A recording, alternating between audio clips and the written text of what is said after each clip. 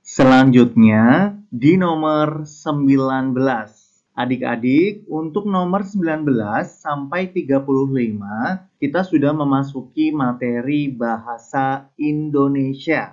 Pertanyaan nomor 19, teks bacaan yang berisi fakta atau kenyataan disebut teks titik-titik-titik. Adik-adik diingat ya, teks bacaan yang berisi fakta atau kenyataan itu disebut teks non-fiksi. Ada di jawaban B. Kemudian untuk nomor 20, silakan adik-adik untuk membaca teksnya terlebih dahulu. Pertanyaannya, judul yang sesuai untuk teks non-fiksi di atas adalah titik-titik-titik. Untuk jawaban soal nomor 20 ada di pilihan A, yaitu lingkungan hidup. Nomor selanjutnya yaitu 21.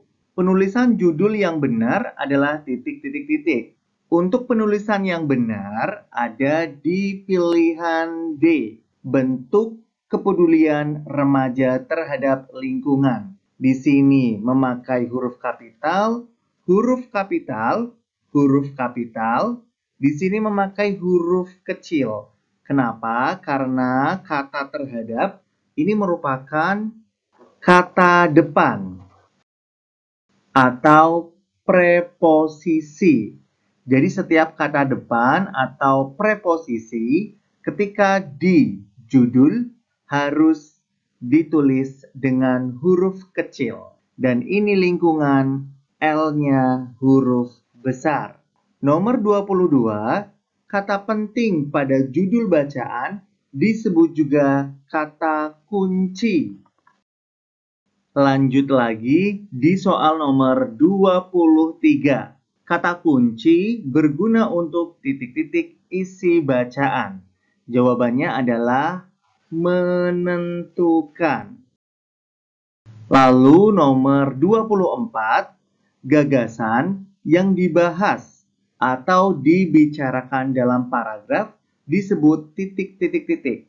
A. Kalimat penjelas, B. Kalimat utama, C. Gagasan utama, D. Gagasan penjelas. Jawaban untuk nomor 24 ada di pilihan C, yaitu gagasan utama. Nomor 25, kalimat yang bersifat umum dan mengandung gagasan utama disebut kalimat utama. Ada di pilihan C. Berikutnya di soal nomor 26. Silakan adik-adik untuk membaca teksnya terlebih dahulu. Di sini untuk nomor 26 sampai nomor 29.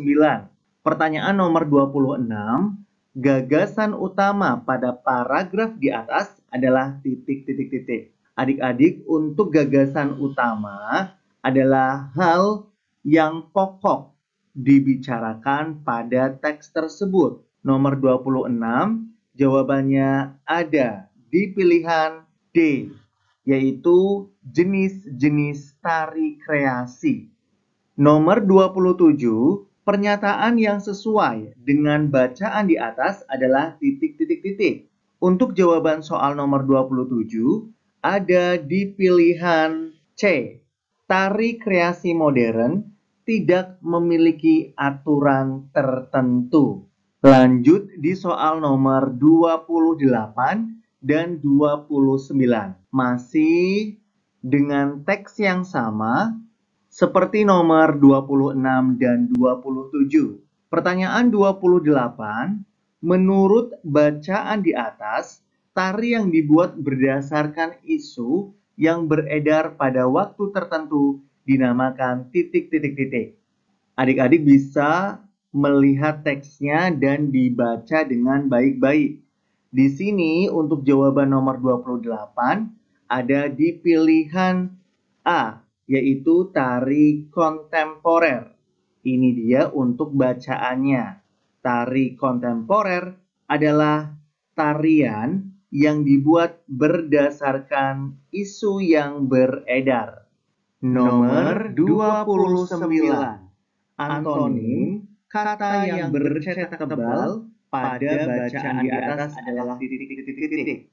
Langsung kita melihat untuk kata yang bercetak tebal pada teks ini adalah modern.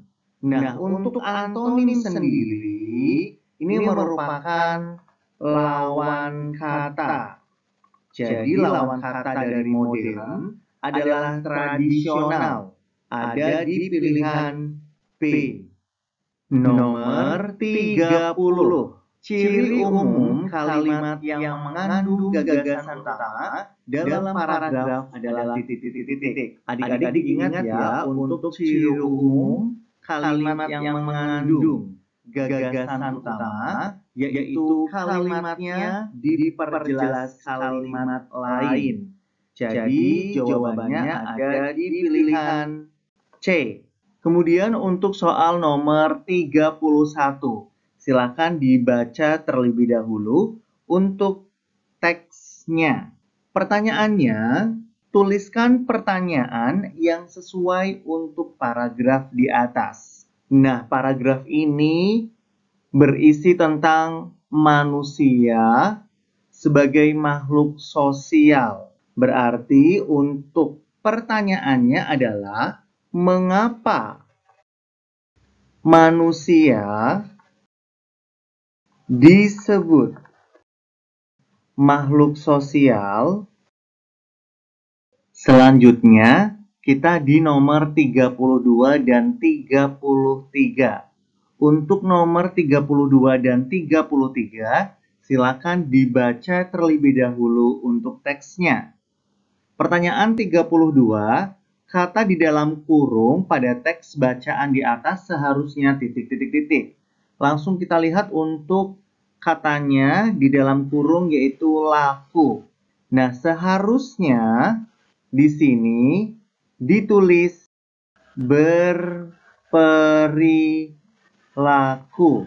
Lalu untuk nomor 33, berdasarkan letak kalimat utama pada teks di atas disebut paragraf titik-titik-titik. Adik-adik, pada paragraf ini untuk kalimat utamanya berada di akhir paragraf. Jadi, ini termasuk dalam paragraf induktif. Nomor terakhir yaitu 34 dan 35. Nomor 34, tulislah informasi penting dari teks bacaan di atas. Silakan adik-adik untuk membaca teksnya terlebih dahulu.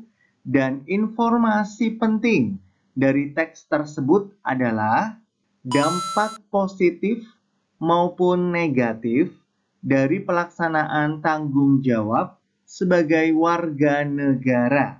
Kemudian nomor 35, tuliskan pendapat kamu mengenai makna yang bercetak tebal pada teks di atas. Yang bercetak tebal pada teks ini adalah tanggung jawab. Makna dari tanggung jawab sendiri adalah perilaku melakukan semua tugas dan kewajibannya dengan sungguh-sungguh.